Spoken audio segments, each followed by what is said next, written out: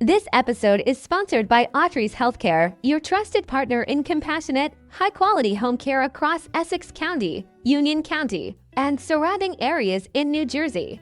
Welcome to Meals and Mind Show, where wellness begins with what you eat and how you think. With your host, Mimi. Hi, I am your host, Mimi, and welcome to Meals and Mind, where we dive into the mindset, lifestyle, food, and the way they connect to real health and caregiving. Here we do things simple, bite-sized, and grounded. Whether you're a caregiver, healthcare professional, or simply someone who just wants to feel better on a day-to-day basis, this is for you. You're in the right place. Today's special guest is Mr. Aaron. Mr. Aaron, welcome. Welcome. Thank you for having me. Thank you for coming. Hospitality is everything. Yes. We do it big in Texas, so. I tell you, I went to Texas. Everything was really huge. Everything was really very hot, but it was really good. So tell us a little bit about you. I generally tell people that was born in Akron, Ohio, the city of hills. It's an Indian word that means city of hills. It used to be the rubber capital of the world. That's what it was known for until LeBron James, and now it's known for LeBron James. But isn't it from Cleveland? The Kings fans are going to get hurt. It's okay. Oh, okay. No. I'm sorry. So he played for Cleveland, but he was played for Cleveland. he was born in Akron, Ohio, West Side Akron, Ohio. So that's where he was born. Okay, so you were okay. Oh, Yes. nice. Okay. I'm in Texas, where my mom moved us down there to try to get a better life Of course. after the factories moved overseas, and so went down there with the oil and technology. She was working for Texas Instrument back then. All right. So did you ever go back to? Yeah, I would. When I started living down there, I would go back during spring break and summertime. Okay. I was in the 5th grade. The next year, 6th grade became middle school, and so when I got into high school, I was playing football and basketball. So we had 2-a-days, and it didn't make sense to go back home during the summertime because, back then tickets cost a whole lot of money to fly. So everybody had to drive, and that's like 1,200 miles. That's a lot of driving just to go up for a week and come back. So just stayed in Houston from there on, and every once in a while I go back up there. Okay. I'll be back up there in September for the Akron Marathon. Going up there to run the half marathon. Okay. Oh, is it September? The September the 26th and 27th. Before we do start our show, we have a bite-sized segment that we do, and it's about 4 to 5 questions that we ask our guests. We would like to get to know them a little bit better beyond what they do and what they experience and stuff like that. So for each question, you get about 40 to 45 seconds to answer them. Trust me, they're very fun, very lighthearted, and that could be there. And I'm hoping 40 to 45 seconds sound like a rapid fire type thing going on here. Okay, let's go. Let's go. Right, let's go. We're ready for it. If you could visit any place where you've never been, where would it be? Jerusalem. Jerusalem. Yes. I want to walk where Jesus walked. Like King, what's his name? King West? Was it King West? Jesus walk. But I really want to go see where, he walked. I want to see where he was crucified, and I want to see the alleged tomb that he borrowed and where he was buried. Yeah. And I want to see where the Sermon on the Mount was preached. I want to see the Sea of Galilee. Yeah. I really would like to go over there and just visit the Holy Land. Did I come in under time? I know you I did. You did. Okay. Now, let's go for our second question. I know that you've been an ordained minister for the past 10 years now. What is one lesson that you have learned being an ordained minister for the past 10 years? Trust is everything. If people don't feel you're competent and they don't feel like your intent is genuine, that you're going to love them and in the best interest of what God says, then you lose people. And I think it is in everything that you do. Whether it's personal or professional, trust is definitely factor in life in general. So, Spiritually speaking, they say a pastor, a preacher, a minister is more dangerous than a brain surgeon because you're dealing with people's eternal state. People don't trust you. They're not going to be open to being vulnerable to share what their struggles are. oh, I see. And so you really got to protect. Now, there's some things I do tell people up front. There are some things that the law require Yes, of course. that we come and tell me you molested somebody. Of course. Yeah, Yeah. something of that nature. I've literally had people confess murders to me. You know, I have to deal with those things because course. their eternity is at stake. What would be a perfect day for you? There's no marathon that you have to train for. There's no running. It's not a Sunday services. What is it like for you? The perfect day. What would it be? How would you spend your time? I haven't had a perfect day in a long time. Oh, I guess since it'll be 10 years since the anniversary of the shooting, come the day after Black Friday in November. It'll be my 10th year anniversary. So it's the majority of that time, I would say 5 to 7.5 years was just like a day. I didn't have a concept of time because of all the suffering I was going through. I'm just really getting back to living life. If you were to ask me out of this last 10 years, what would be the best day for me? The best day would be the day that I was able to sleep a decent number of hours, yeah. wake up, sit outside, drink coffee, and just observe people, God's creation, to just think about what I need to do to move my life forward. That's pretty much what I've been doing for the last 10 years almost. I think that we tend to pass in this world. So to be able to sit down and, just a cup of coffee and enjoy the beauty of everything. For each day that you wake up. Yes. Now we're in the third question. We're gonna go for fun. What is your ultimate favorite food? Corn. Corn. Anything corn. I like corn flakes. No, anything that got to do with corn. I mean, corn on the cob. It's interesting when I was a baby and growing up, my mom took me to the doctor because all I would eat was corn. Oh. And my so God. it'd be out of a can. It could be skillet corn. It can be cream corn, sweet corn, corn on the cob, popcorn. Popcorn. It didn't matter. Oh. As long as it was corn, I was eating it, and it's always been my favorite food. And it ain't the best food for you. Yes. It really is not. It's something about the taste of corn.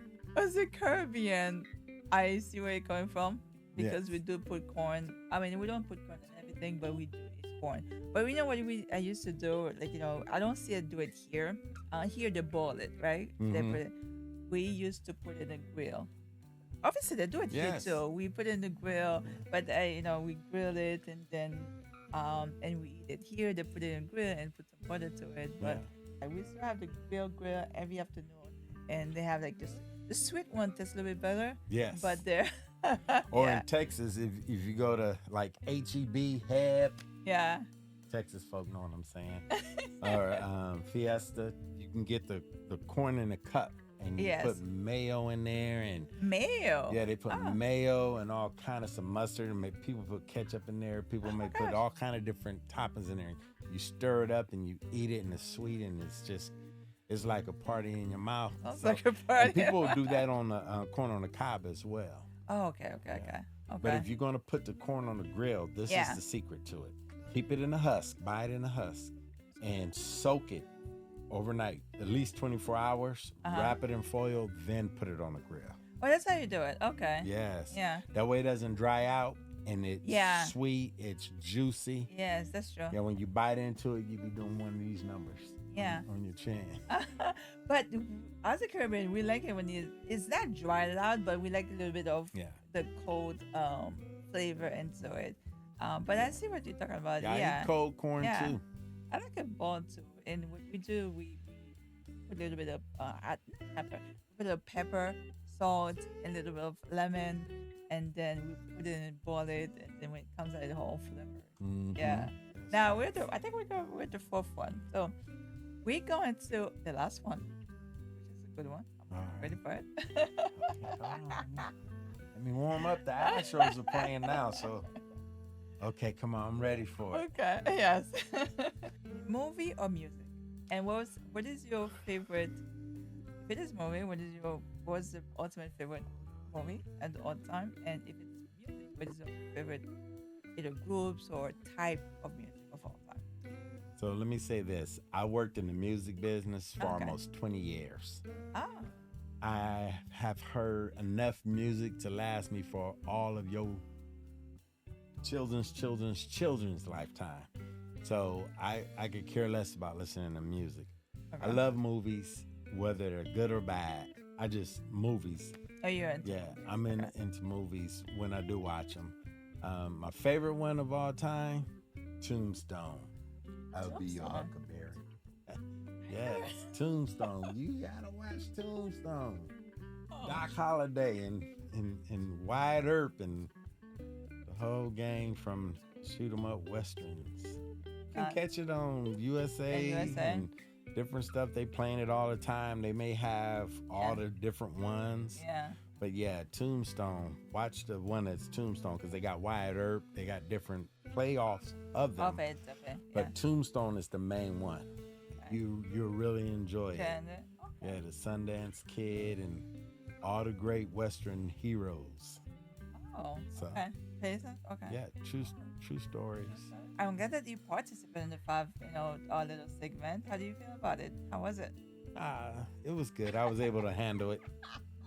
I know it was something that you could have definitely handled. Yeah, I was a little nervous at first, but I love that you graduated from College of Political Studies and serving as an ordained ticket now. How's that foundation coach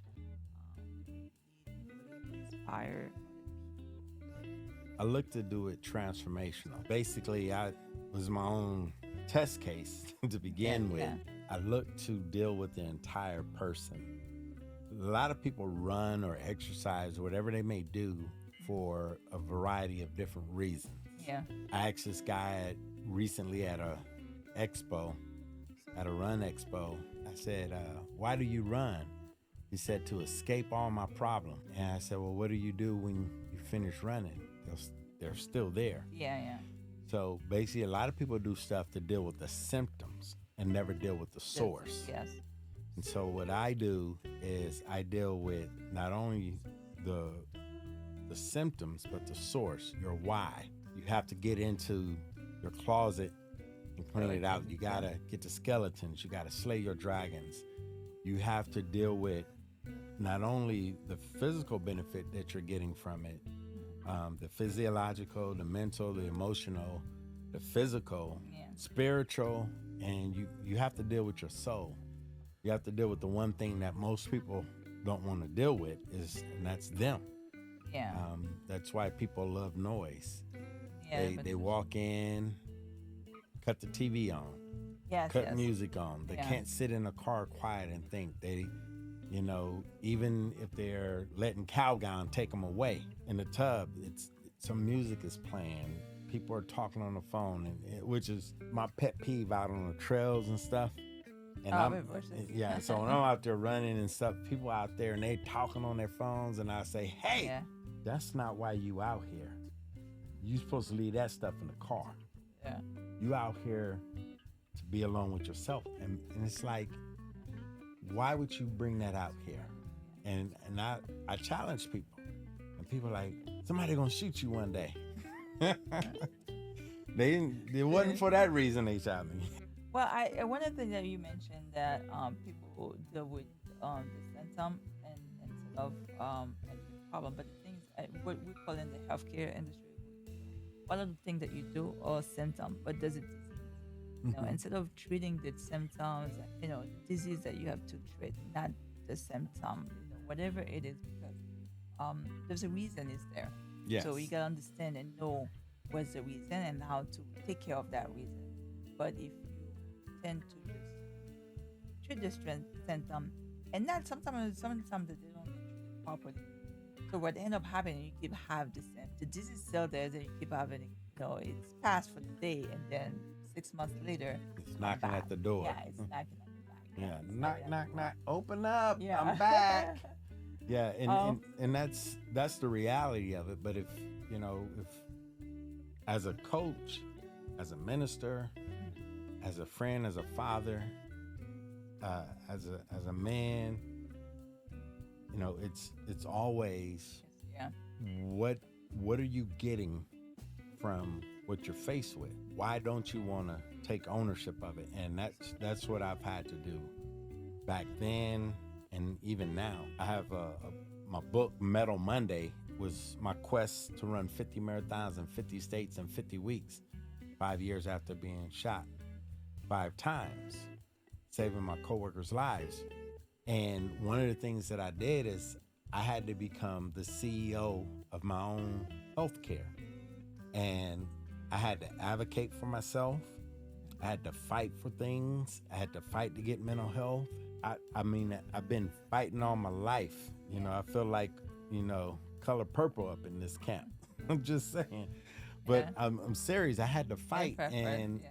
and it came to a point where I realized that if I just let everybody make my own decisions, if I don't take responsibility for what I do with what happened to me, then I'm just afflicting myself like the people that did what they did to me.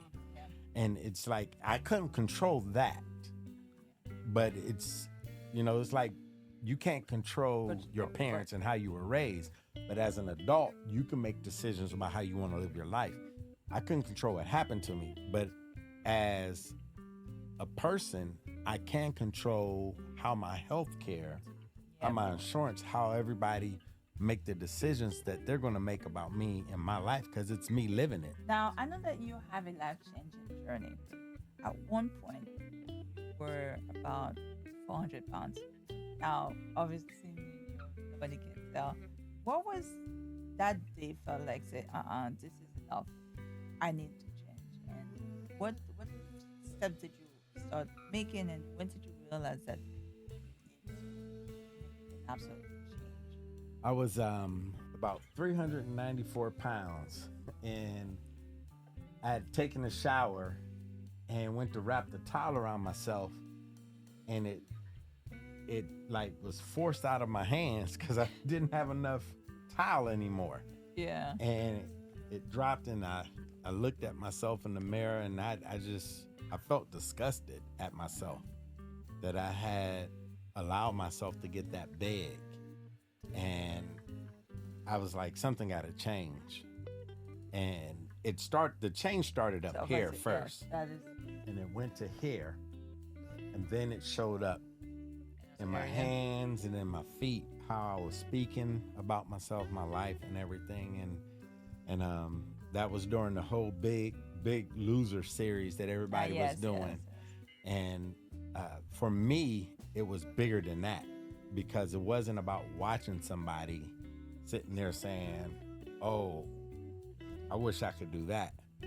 It was literally about, I need to do that, because I went to my doctor for my 40th checkup, and my sister, Tasha, she would tell the guys in our family, at 40, y'all got to get your prostates checked, because, prostate cancer, runs in our family.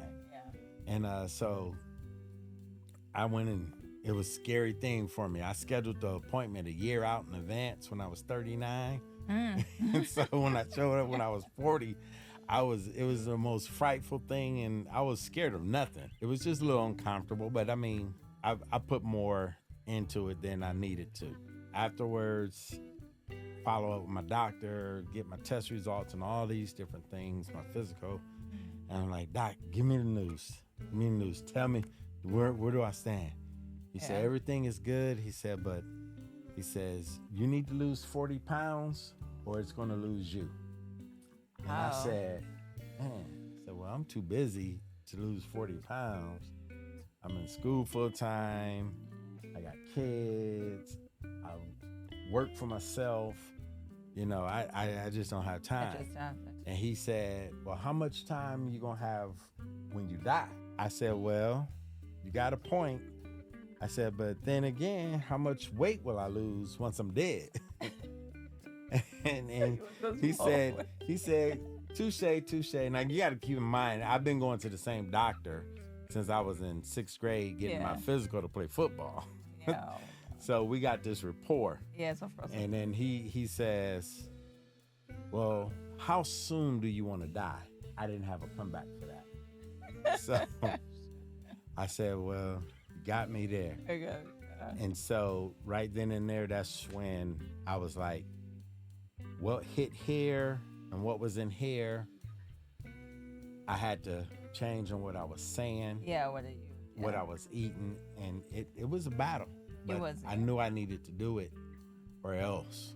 Yeah, I know that you have experience in a very traumatic situation. You were getting ready for ultra marathon, and there was a shooting at your job, and you got shot.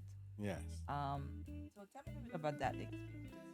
As I began to lose the weight, which, by the way, I ended up losing 40 pounds the first 2 months.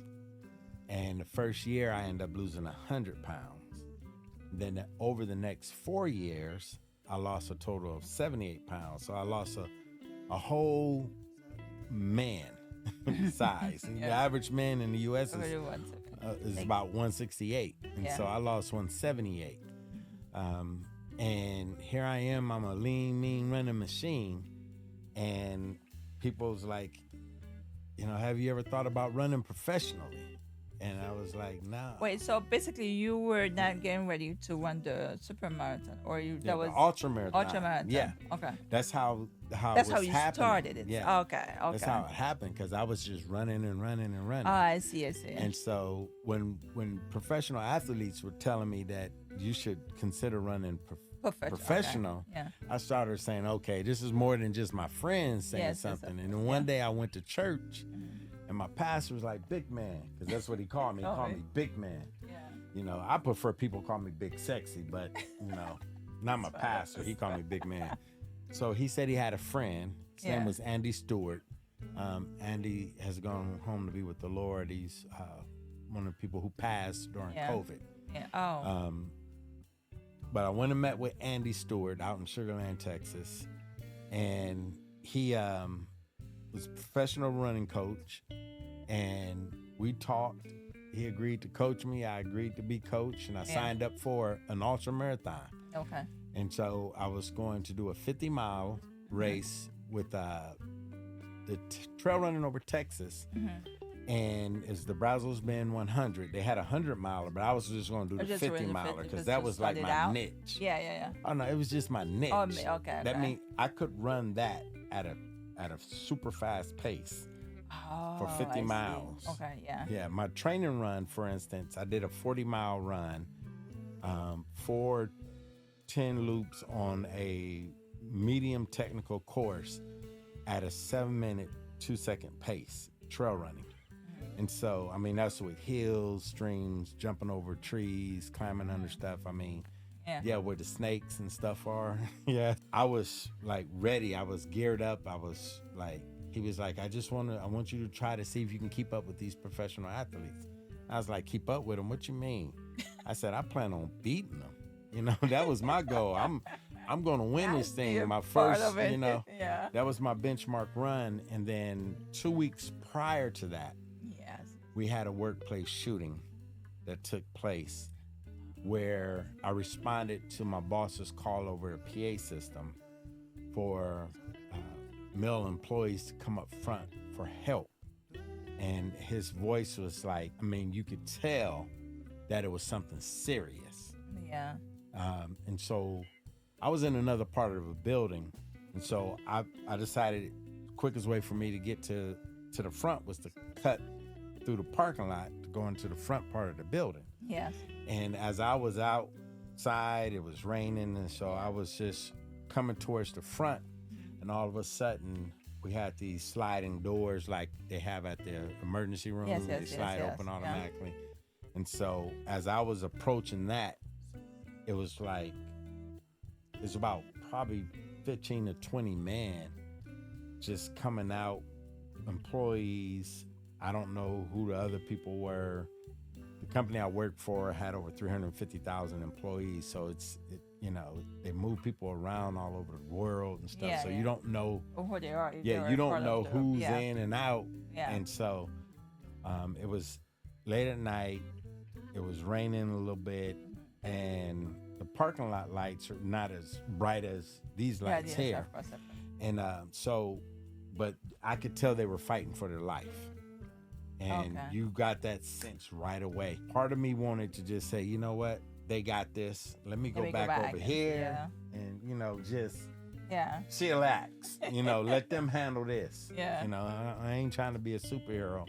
But then as I went, something in me said, if somebody dies, they're going to go to hell because they don't know the Lord. If you die, you're going to go be with Jesus because your sins have been forgiven of. And I was just, at that moment in time, I got a sense of courage and boldness. And so I went towards the danger like first responders do. They don't run away from the danger. They go towards it. I think about 9/11, right? You have all these people running away, but you have... They go, to save other people. And so that's what I went to do. And in doing that, I saved several of my coworkers' lives, but I ended up getting shot 5 times and suffer the mental, emotional, and physical damage from that to this day. Wow. Yes. And how long was it? November, Small Business Saturday, the day after Black Friday. Oh, I see. Is how I remember it. Okay.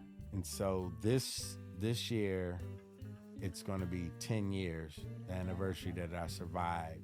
Actual initial act. Okay. Yes. Because that was the best thing out of the last 10 years. Okay. After that, it just got worse. After the initial shooting. Okay. Yeah. And I know because of you have to go to therapy. How's that perspective? Out of it, that you survive. Going to therapy, a lot of changes. What was normal before, prior? Does that change your perspective of life? It changed my perspective of everything. Life, death, family, friends, church. There's no part of my life that has not been affected by what I went through. Trust in people, trust in government, trust in police, trust in prosecutors. I had absolutely no trust in anybody. When I say that the actual initial shooting was the very best thing that happened, I'm not saying that to point out that, hey, 2 thumbs up type thing. That the subsequent actions by everybody that I just mentioned was just wicked and evil towards me. After that? Yeah. The actual guys, after whatever they were doing, because I still don't know to this day, after whatever was going on that I broke up, those people tried to kill me 3 more times. Oh.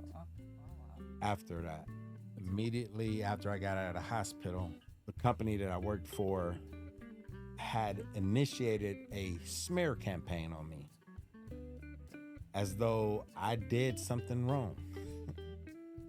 I remember the detective from the homicide robbery division coming up to the hospital. The first thing he said to me is, I heard you lost a lot of weight.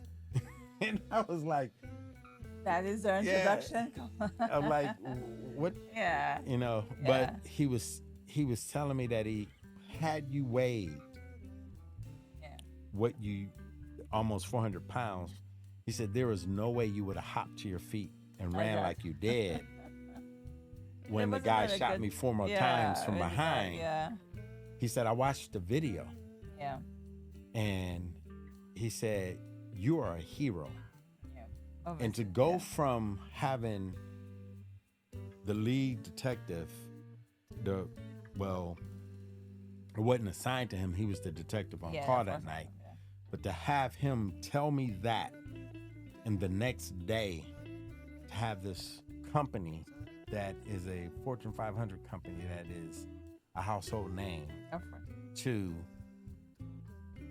just go after me like Yeah. I did something to somebody's mama was terrible. Pretty so, yeah. And then subsequent to that, to have these criminals, these killers, continue to try to kill me, only for the police to not do what they should have been doing. Yeah. That was, everybody was like teamed up against me. Yeah. It was, and so that is. it took me a couple of years to find out where my Understand. case was. Yeah. And it was with the Houston Police Department, the organized crime unit. And so when I contacted that detective, he wouldn't call me back. And so I ended up going up the food chain to the person that was responsible for the organized crime unit. And his first question was, what is a homicide robbery case doing in my division? Oh, so now you don't even know what's going on. And then when I was calling the Harris County DA's office, they like, we don't have a case from them. But here it is, the company, the criminals, and the cops are all against me. Okay. He was experiencing this like for the first 5 to 7 years of what I was going through. So when I said I had to fight to get health care, I had to have surgery to have a bullet removed. Yeah. I was going to have 3 of them removed, but I only had 1 removed that was causing me a lot of pain. And I remember my doctor, he was asking me which bullets were causing me the most pain. So it was 2 of them. Body? Yeah, it was 2 of them that was on my right glute area. One of them was actually in my right gluteus maximus, and my doctor was like, "Can you feel that one?" And I'm like, I didn't even know it was 2 of them there. I said, I just feel a great pain, and it's very uncomfortable. I mean, I couldn't even utilize the John properly without being in an immense amount of pain. Yeah. And here I am fighting to get surgery. And I remember saying to my boss, if this was the CEO of this company, he would have been had to surgery. Of course, yeah. It was almost a month later. That's it. And so I had to fight for everything. I didn't get any mental health help until January 16th of 2016, when the shooting had taken place November 28th of 2015. So I literally have been fighting for everything. It's very unfortunate, especially going through this and someone just, in a sense, going through this and then having that, fight just for you to be okay. So that is very traumatic. Some of the time it's not. Some of the time what happened to you very traumatic, but it's what comes afterwards. Yeah, that can be very traumatic. So obviously you have both experiences. it was more traumatic than the initial. Yeah, the extra. Than the initial like shooting. Exactly. Thing, because you're looking in a situation where you have several co-workers. Yeah. Who has already said that they know they would be dead if it wasn't for my action. To just go from a detective telling you you're a hero to being treated like the worst person, like I've done something like I did it to myself or something. It was just terrible. And I remember 2 days after I got released, I get a call, and it's my boss, his boss, and his boss's boss on the phone, they're not concerned about how I'm doing. They're not even, I'm thinking they're checking on me. They tell me that if I don't show up to work the next day, that I'm going to be terminated. So now I'm forced to go back to work to a place where I got shot. And as I'm walking in, I got to pass up the area, the ground where all this took place. I got to go in the door, the same door that I ran to try to save my life. I get in there, and my boss's boss and his boss, they're standing there and they're just looking. They're just staring at me. Nobody ever asked me how I was doing, did I need anything, or none of that. So I go in, I clock in, and as I'm leaving out the clock room, I run into my immediate supervisor. I tell him that I need him to lock me in the computer room, the safe. Lock me in the safe. Because I'm terrified, because I don't know who these people are. And now this is happening to me. So he takes me in, because only certain people have keys to the safe, the computer area.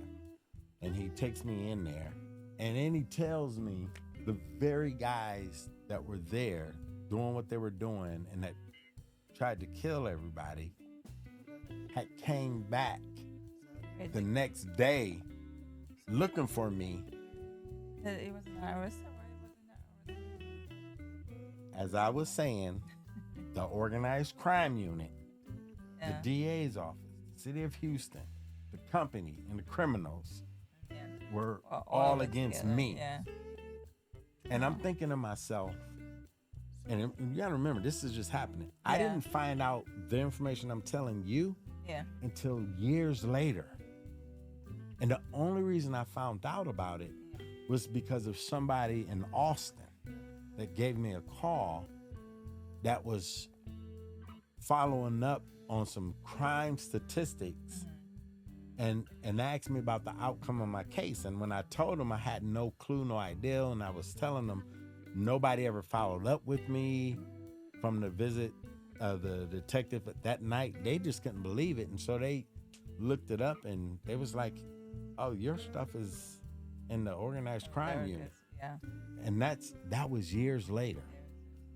And I still haven't gotten answers. But what I do know is that the company knows who these guys are, and they have been looking for me through different locations of our company. So you already know who they are, and they coming in and out of buildings for what? With freedom. Because I would have people that I worked with in the past, because I worked with that company for almost 10 years. So I had people that would call me and say, hey, these guys just left this location, this building, and they were looking for you. And I'm just like, what is going on? On top of that, the police know who they are because the organized crime unit is working with them. And then the detective with the organized crime unit, he tells me, I'm going to meet with the bigwigs of your company, and I don't need you ruining my career.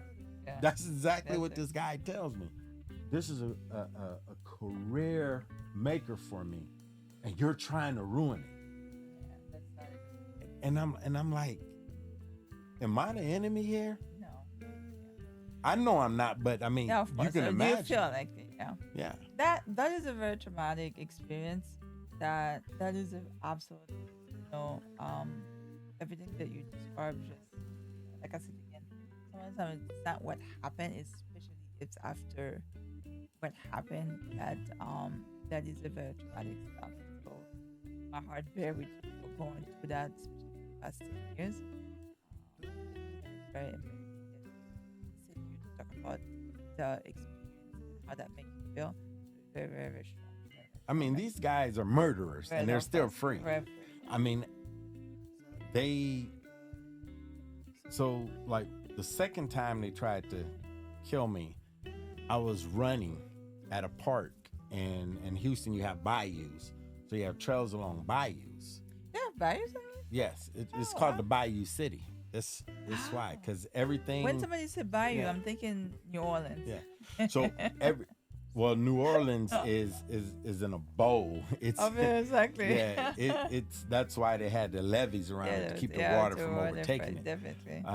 But Houston is the Bayou City because everything below the Red River Yeah. that falls in Houston, all that water runoff comes through Houston to go to the Gulf. So Buffalo Bayou. I'm for the podcast. I'm running along the bayou. I have sleep deprivation, all kind of stuff going on. I don't know if I'm coming or going. I'm trying to get back to running somewhat to deal with the stress. Yeah. And the Holy Spirit tells me someone's going to try to shoot you. Wow. When you hear the gunfire, play dead. And I'm thinking to myself, because I have sleep deprivation. Of course. Am I hallucinating? Am I hearing stuff? Am I going crazy? Yeah, and so I'm running and stuff, and out of the corner of my eye, as I pass by one of the streets, because every mile there's a street across the bayou, basically.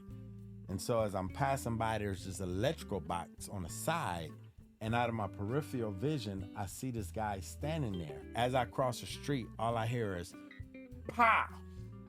And I fall down and I'm playing dead, like literally. This guy is running up to me with a gun, and he's about to empty the clip into me. Oh. And all these people, because there's homes on each side of the bayou. Yes. And people are coming out on their patios or leaning out the windows, hey, and they screaming. And people are from behind is running and screaming. So the guy, he looks and he just takes off. But I see him. Yeah. Now later, 2 weeks later, I'm watching the news at my mom's house, and I see this car, and it was talking about in Katy, Texas, Cinco Ranch at a Buffalo Wild Wings, that this guy crawled into a Buffalo Wild Wings, having been shot several times, was asking for help, collapsed, and died. I see the car, and I didn't get the license plate, but I see the car, and I'm thinking to myself, okay, I see the car, and I'm thinking, okay, once you see a car and you recognize it, you start seeing it everywhere. Definitely. So I'm thinking, I'm just downplaying it. Yes. I'm not trying to look for trouble. Trouble been looking for me. They continue with the story, and the cameraman pans to the ground, and he shows this cap, a skull cap, a baseball cap. Oh, okay. And now it's past the coincidence, because now I got the card that I subscribed to the police. Yeah. And I have the cap in the description of the guy. And so the guy ends up dying. So I call the detective from the organized crime unit. Yeah. And I tell him, I say, hey, the guy that tried to kill me the second time, he's dead. I said, one of your cronies is dead. He said, how you know it was one of my guys? And I said, because you just told me. And I was ticked. And he was like, I'll look into it. Give me that case number again. Because it happened in Fort Bend County. So that's where I reported everything. He's in Harris County, so he needed to call there. And I told him, I said, I want to do a photo lineup because these guys' faces are etched in my skull. He never called me back from that. Wow. And that wasn't the only one. There was another one where someone got killed, and they also shot somebody else, took the guy's wallet, a bloody bandana, and a bloody shirt. And I don't know how they found out where I lived except for the organized crime unit. Yeah. And I had a stoop. I lived in these condos, and I had a stoop. And they arranged it on the stoop, on a fence, with the bloody shirt, the bloody bandana, and the guy's wallet open. So when I walked out of my apartment and turned, I would see this. Yeah, these guys. This guy just to give a message. I'm like, supposed to do a photo lineup about that. But guess who steps in and stops that? Yeah, the organized crime unit. So I was like, I was going through so much. Yeah. So not only was the company like giving me, like they messed with my daughter. Yeah. My visitation with my daughter, my child support, they interjected themselves in that. I mean, they went after me with a vengeance, Very like vengeance. I did something to somebody's mama. Yeah. And so these were the things I was fighting: the company, the crooks, the criminals, and the crooked organized crime unit. And I'm being blamed for everything. For everything. So the fact that I'm sitting here today talking to you and being a guest and sharing this with your audience, this means more to me than people can realize. It's keeping me alive, because I tell people all the time, if something happens to me, if I die from mysterious circumstances, it's the company I work for, it's the organized crime unit with the Houston Police Department, and it's those criminals. Because they know who they are.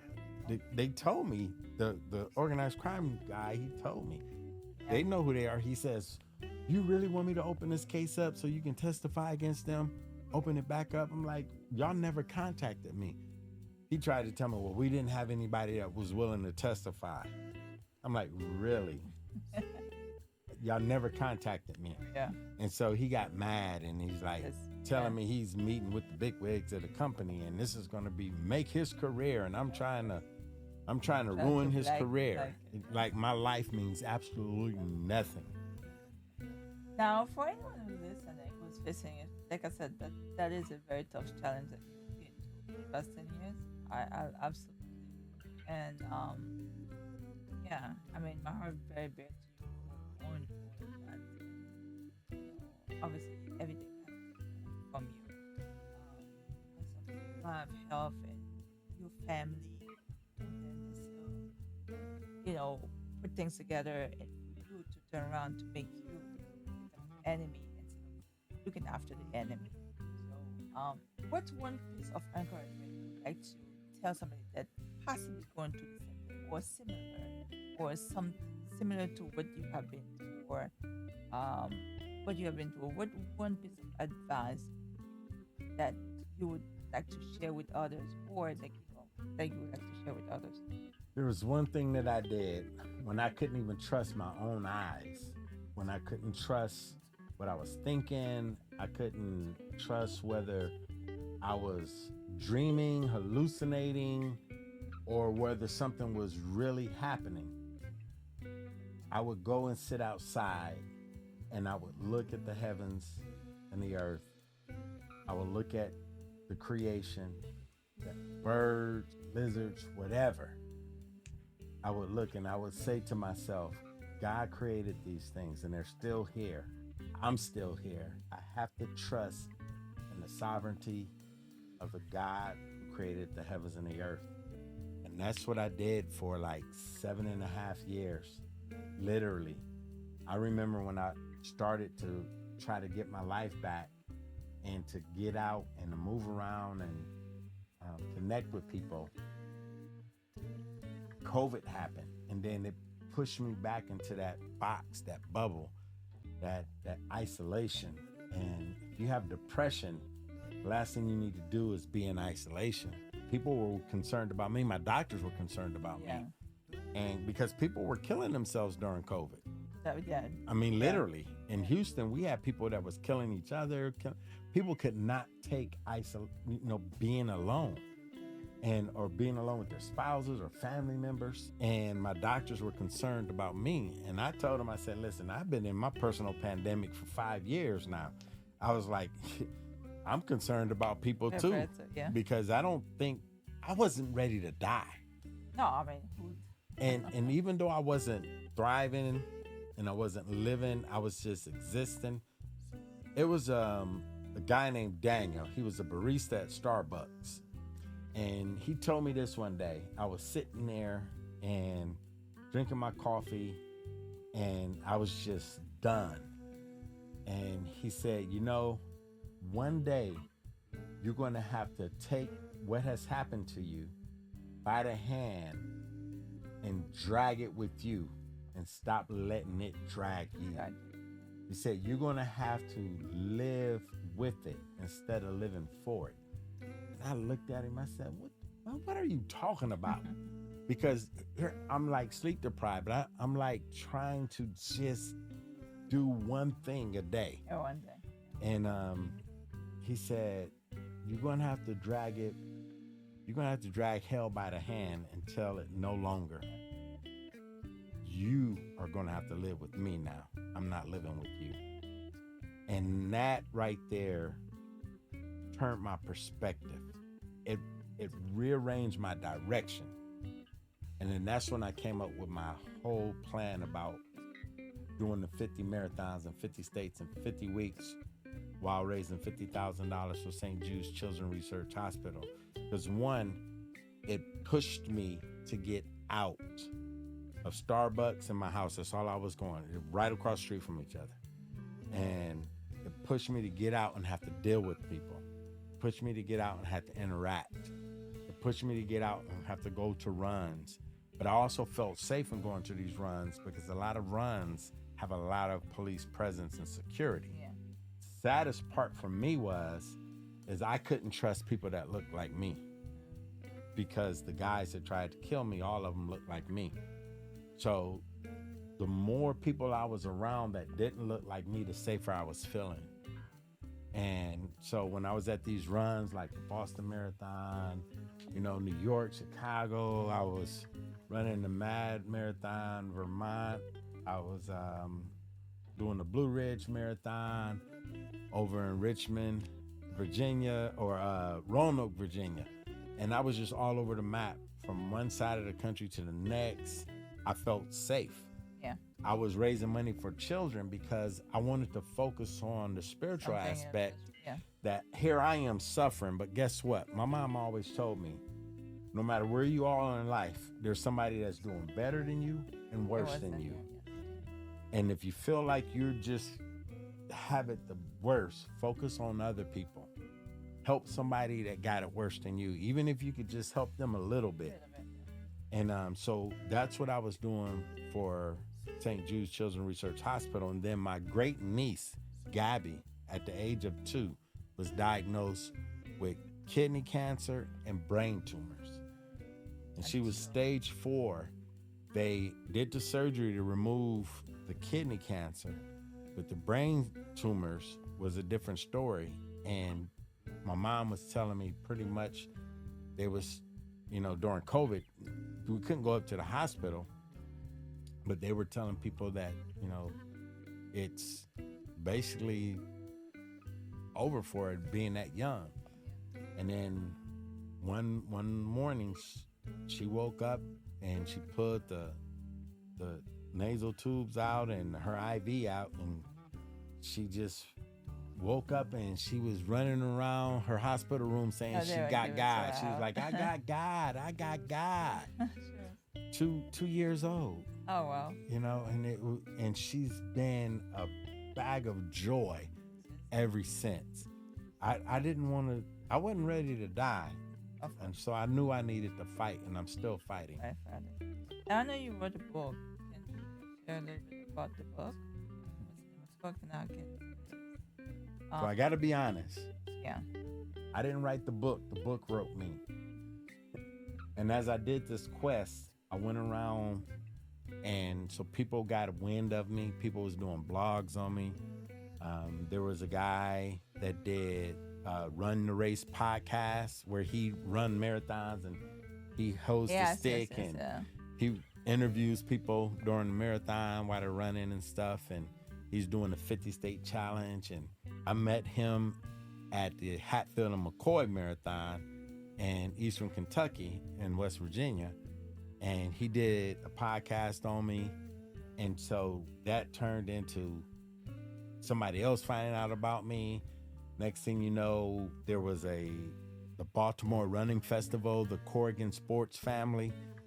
They found out about me. They put a press thing out on me. And the Pittsburgh Marathon people picked me up and did a segment on me with their news. And next thing you know, the New York City Marathon found out about me when I ran there, and they did all these stories on me. And then Runner's World did an article on me, and next thing you know, I had all this stuff just coming on Fox News, CNN, and then when I went to St. Jude's Children's Research Hospital, when I went to run the St. Jude Marathon in Memphis, I'm running, minding my own business, and out of all these people, the newscaster at Mile 9, he's like, sees me and he was like, hey, you mind if I talk to you? Yeah. Why are you smiling? You at mile 9. I wouldn't be smiling right now.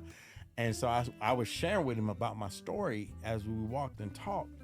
And he was blown away. And then that took even further, so I had all this stuff. And then I ran across this guy named Dr. Lauren Murfield, who is a coach. He's an executive coach. Yeah.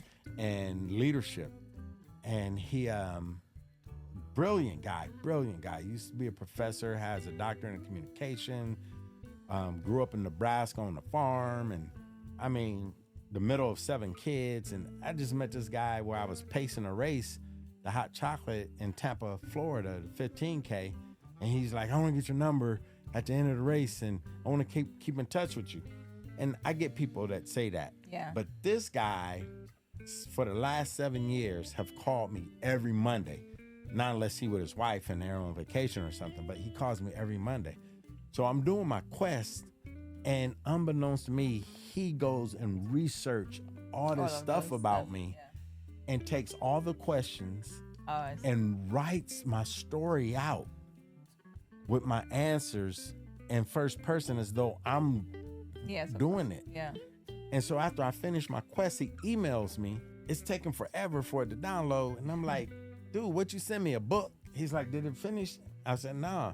He said, when it download, he said, let me know. I'll tell you how to access the file. He had written a manuscript that had 484 pages. I had to shrink it down to about 384 pages. That's as low as we can get it. But it's called Medal Monday, MEDAL. Matter of fact, I brought you a little gift that I wanted to share with you. This is I just came from Alaska, the Anchorage Running Club. They do, look at that.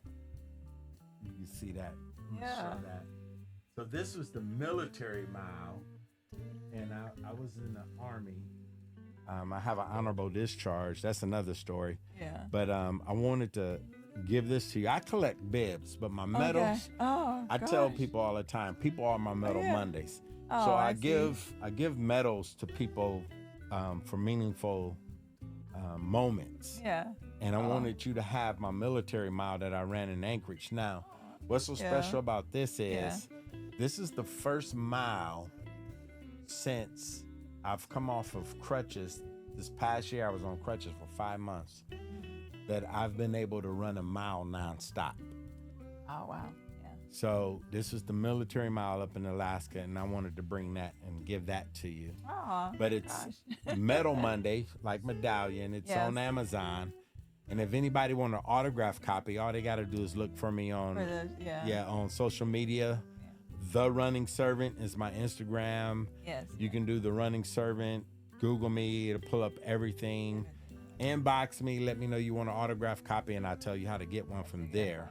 Oh, wow. Yeah, but definitely want you to have that. Because I want to let you know that this is very meaningful to me to be here today. Oh, gosh. Aaron, thank you. I did not expect Here, that. you gotta put it on. Hold on. I know. Let's put it on help, real quick. Let's see here. Okay. You finish your first mile. Yeah, I know. Miles Never of been smiles. a runner, but now I am. Do you run? I do not. But You my do? sister, she is a runner. This is You the know what? beginning of her marathon journey, y'all. Yes. Yes. I Make sure you message her, tell your story, encourage her to do a marathon. If Oprah can do it, everybody can do it, right? That is the show. Yeah, that is the show. And I know my sister been asking me to do marathon for many months. She loves running. I'm not like a walker. I'm not like a mid station, but But you can do a walk run. Yeah, of course, walk run. Yeah. But you know the camaraderie and the training and the experience you would have with your sister. Oh gosh. I see so many people at the finish line crying with mothers with daughters, fathers with their daughters, siblings together. Yeah. There's been whole families that have trained and ran marathons, and the experience to hear at the end of those finish lines is a story that you would have never guessed would have taken place. Yeah. I have a quick story about running, right? So my sister, she lives in Florida. So I go visit her, and then I didn't know what I'm gonna get myself into, and I went there. And she's like, okay, well, the 6 a.m. in the morning, I'm hearing it knocking. I'm like, why she up so early? Like, okay, hi, yes, what's going on? Come in. Because I was very sarcastic. I'm like, hey, hi, what's going on? Why are you knocking at 6 a.m.? Like, yeah, let's go, get ready. I'm thinking, oh, it's 6 a.m. Like, yeah, we're gonna run. We're leaving here at 6:30. I'm like, what? Is that what I get for coming for vacation to your house? Yeah, she gave you 2 extra hours of sleep. No. Runners are normally up at 4. We see. Oh, don't let her know that. You know what? This is not gonna work Yeah, out. You know it. She just didn't know it. I know. Yeah, 6:30. We out of the door. Yeah. If it was my choice, it would never happen. But I do love exercise, but not running. But I think it's a beautiful thing. One being a runner. And I know that you are a certified RRCA. Yes. Yeah. So I am a certified running coach to the RRCA. Yeah. Which is the Road Runners Club of America. Yes. Now, if you have a passion for running and influence people with running, you can go to their website and sign up to take the course and become a certified running coach. How long have you been certified running coach? Yeah, you can do it online. Yeah.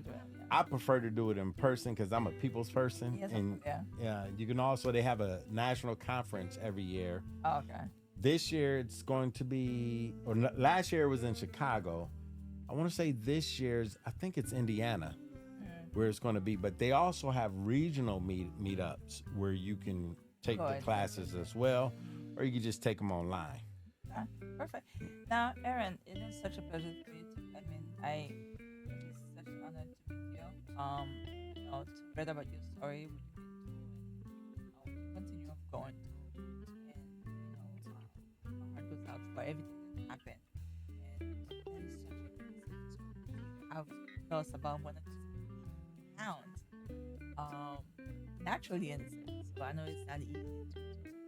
So sharing that story is such an honor. Please tell us about how can we reach out to you and follow your story, get to know other people on our podcast. Yeah. So I always post the runs I'm going to be at on my Facebook, on my Instagram. Aaron Burros is my Facebook. Or again, just Google the Running Servant. Connect with me. Reach out to me. Inbox me. Share with me. Let me know what runs you're going to be at. I tell people all the time, if I'm not somewhere and you're doing something and you're making a big accomplishment, I'll come celebrate you. I'll come run with you. That's me. I'm a hands-on people person. I've been asked to do the online coaching thing, but me, I'm like, I want to be there with you because I do transformational run coach. So I'm going to deal with your spirit. I'm going to deal with your body. I'm going to deal with your emotions. But most importantly, I'm going to deal with your why. Why you want to run and why you're where you are to where you need to run. Because if you don't take care of the source, all you're going to have is the symptoms. And unfortunately, for me, I can't run like I used to. But fortunately for me, before the tragic event, I had already dealt with my why. So that when it happened, I kind of was struggling and I slipped back some with the emotional eating. But because I had dealt with the source of it, it didn't overtake me. And so now, even though naturally, because I stopped running like I used to, my resting calorie count is 3,000 calories. 3,000 calories? Just resting. Oh, wow. Yeah. So it used to be 2,000 before I got in the shape and everything. So gradually over that 7-year period of time, I gained 100 pounds back. Okay. Because of the sleep deprivation, not eating, depression, and everything like that. But now, since May, I've lost 36 of that. and I don't think I'm gonna get back to where I need to be to lose the whole 100 pounds of it, but I at least want to lose another 25 pounds of it. So that'll put me at about 71 pounds, which is a good weight when you're not, running or being athletic like you would normally be. And you see that across the board in all sports. Now you said they can do running servant. Yes. And they would definitely get all your information, media, and so definitely. I think this is a very good idea. All you.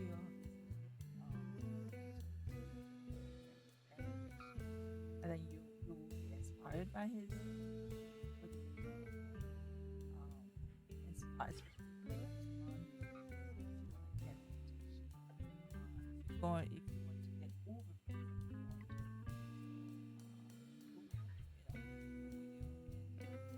follow him, follow his story. DM me. DM him. Meet me at a run. Yeah, meet me at a run. Tell you all about it. If you have a running group, if you have a running club, I'll show up. If you invite me, I'm coming. My sister, she is in a running club, and now I'm telling her all her business. She's in Florida. She is. That's where Dr. Lauren is in Florida. She actually does a running. She is in a running club. Mm-hmm. Every Saturday they met. I'm pretty sure early time, like 6, 7:30. She usually send me a picture after the run. They do Tuesdays and Thursdays, and then every first Monday is like citywide around the nation where all the running groups meet in one place. Yeah. I should tell her more about that because she does definitely is in a running group and they met every Saturday. You ought to go do a live recording out there. In Florida and they're running? At the the first Saturday meetup. Wait, for her? For her group. For her group. All the pretty much all the running groups do it nationwide. Okay. So all the run clubs will meet up at the most popular running spot on the first Saturday of every month. Oh, okay. Because if I go to her, she's gonna want me to run. So I think I'm gonna have to go someplace else. You can start walk before you run. I'm gonna start and then you can walk, run. I have a friend of mine. I'm not gonna say your age. I don't want to get in trouble, but she's older than me, and she qualifies for Boston all the time, and she runs 7 minutes and walks 2 minutes, and that's what she does the whole time, and she qualifies for Boston. She's ran Boston almost 20 times, I believe. Yeah. But you don't have to run straight through. No, but I did a marathon with one of my friends. Was it for Mother's Day? Mm-hmm. Yeah, it was for Mother's Day. I did it, but obviously it was running. I walk. Me and her we walk. No, it was really nice. We did that. Aaron, thank you so much. I really appreciate it. Thank you for having me. Yeah. I really appreciate being here. Yeah, and I appreciate the gift too. It's very well thought of. For that, I'm definitely gonna start at least power walk. I think that's what they call it, right? Power walk. Yes. If I don't run it, I'm gonna power walk until I get myself into at least the position to run. Yeah, and I just can't wait. I think you inspire me to start that. Yes. I'm pretty good with exercising, but running is something else. The cardio, running is, God has designed us to move, and running does something for you. I was never a runner. Don't get me twisted. I was never a runner, but running does something for you. Okay, perfect. Thank you. All right. This episode is sponsored by Autry's Healthcare, your trusted partner in compassionate, high-quality home care. From skilled nursing and pediatric care to 24/7 to-live-in assistance and essential care services, Autry's is here to support your health journey every step of the way. Learn more at autry'shealthcare.com or call 1-866-428-8747 to book a quick consultation with our licensed nurse. Because at Autry's, we believe care should feel like family.